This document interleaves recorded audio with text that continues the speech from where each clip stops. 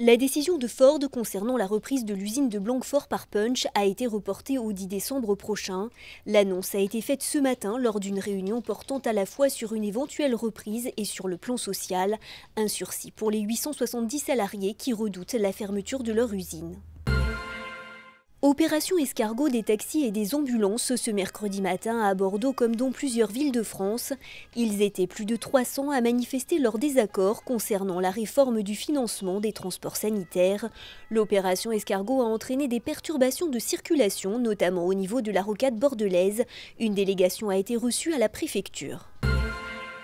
Le chantier de la retenue d'eau du lac de Caussade n'en finit pas de faire polémique. Les travaux ont débuté il y a 12 jours sans autorisation et se poursuivent malgré les rappels à la loi du préfet.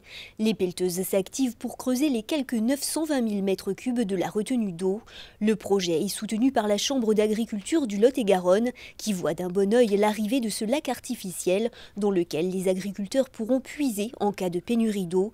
Mais certains syndicats agricoles et Europe Écologie Les Verts dénoncent la méthode employée.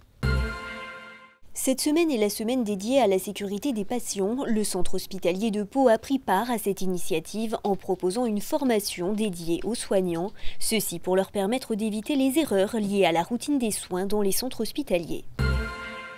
Le chantier du village Alzheimer de Dax avance. Les premiers résidents devraient être accueillis dans un peu plus d'1 an.